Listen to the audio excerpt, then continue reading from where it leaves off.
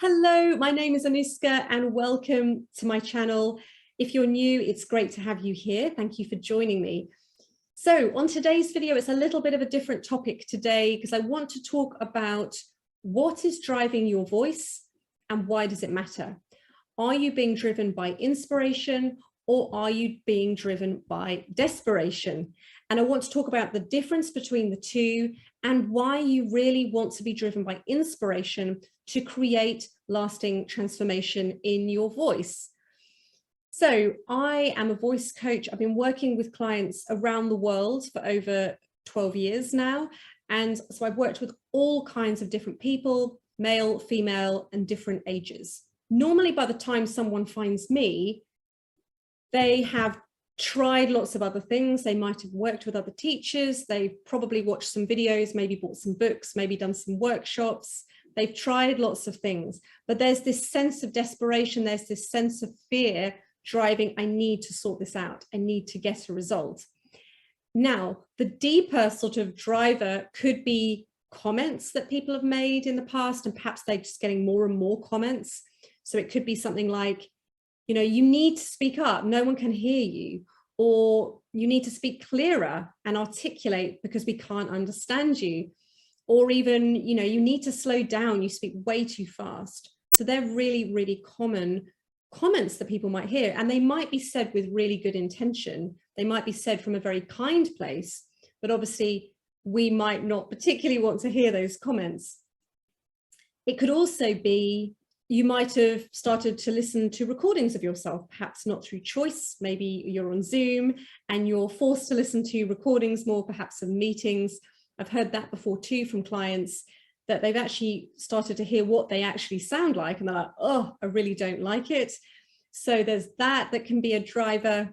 Maybe there's someone that feels ignored or talked over in meetings or presentations, or even at home, that they just feel like no one listens to them. And I've had a client say that to me before. She said, even the pet dog ignores me. And then finally, it could be, which is also a particular interest of mine, it could be manifesting in the voice as vocal fatigue. It could be raspiness, croakiness. It could be breathiness and weakness. It could be running out of breath. It could be a lot of strain and effort in the voice. And you've just had enough. It's like, okay, I've put up with this for so long, I've tried to push it away, and actually it's just getting worse. It's not getting any better. But whatever the reason is for them finding me, it's always driven by this sense of fear and desperation that I need to sort this out. I need to work on my voice because I want to, essentially, because I want people to like me, I want to be accepted, and I want to be heard. But ultimately, when we're driven by this fear, desperation, everything is coming back to what people will think of me. And therein lies the problem.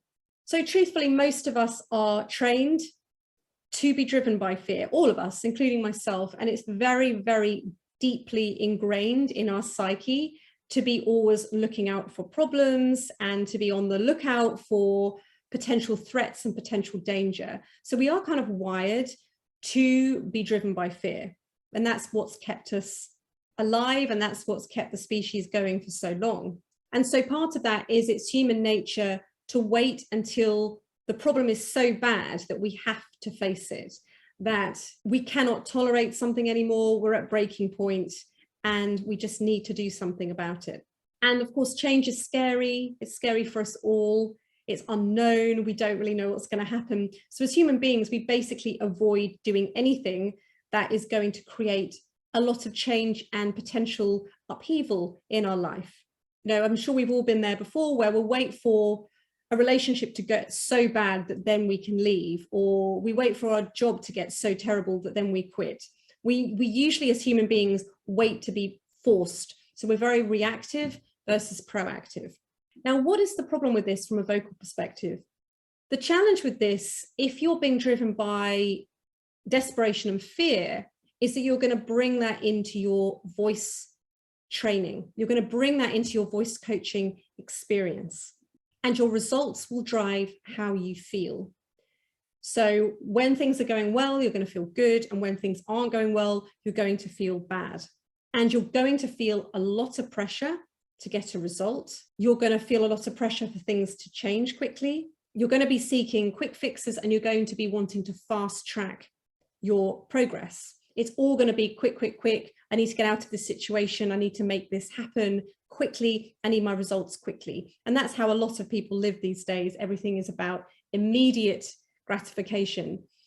Unfortunately, the voice doesn't really work like that. And I've done videos on why quick tips don't work for the voice, but much like training the body, training the mind, you can't train the voice overnight. It just does not work like that.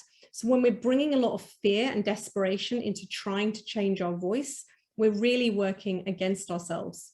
Training the voice takes patience, it takes time, and it takes a consistency of practice. And that's, I mean, anything, to be honest, anything that anyone is masterful at, whether they're playing an instrument, whether they're playing a sport, it doesn't matter. There is always a level of patience and commitment and time and consistency that goes into being great at anything and having a masterful skill of anything. Because truthfully, when you are training your voice, or when you're training in anything, but we're talking about the voice here, you're going to have good days and bad days. You're going to have days where it feels like you're really moving forward, you're getting results, and things are starting to fall into place, and things are starting to, work the way you want. Or maybe you're going to have days where you feel like you're going backwards, or you've just plateaued. And this is a completely normal part of learning and training in anything, but particularly with the voice. So if you're driven by results and that kind of quick fix, it's going to be very hard to stay the course, because you're going to get very unmotivated very quickly if you're not getting instant results. And I see this a lot with people, because they want results really quickly, because they've come into the process with a lot of fear and they want to get a result quickly. And often there's a lot of anxiety around getting a result. And so, but what actually ends up happening is they end up in a way kind of self-sabotaging, because they stop practicing. Things start to happen in their life that they make more important. Oh, I haven't had time to practice, or I didn't do it today. So other things start to take priority because they're not getting the results instantly and quickly. And this is why you need to be driven by inspiration. And it's so important, because you need a higher, bigger reason to be doing it than a reason out of fear. So any new prospective client has to complete some questions.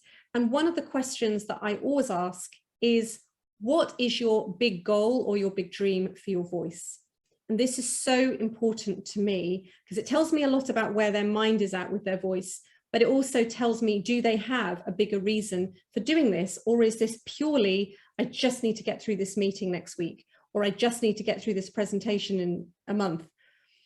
Because I know that if there's not this bigger reason, they're going to struggle in the process because of the nature of learning anything new. So we need a bigger mission, we need a higher reason, a bigger reason than just this fear-based sort of desperation reason of, I just need people to listen to me, or I just need people to like me and approve of me when I'm talking. There needs to be something bigger. And this way, you're less affected by the day-to-day results that you're getting. The days when maybe you feel like you're going backwards or you've plateaued, that doesn't affect you in the same way, because you've got a bigger reason to do this. So you can weather the storm more easily. You can weather the ups and downs of learning and training in anything, because it doesn't matter what you do, you're going to have ups and downs. You're going to have days where it feels great and you feel like you're really moving forward, and you're going to have days where you even feel like you're going backwards. But if you are attached to a result from fear and from desperation, you're going to want to give up. And this is what I see a lot with people that don't have a bigger reason. And then the reality of actually training their voice starts to hit them, and they're like, oh, it's actually something I really have to commit to.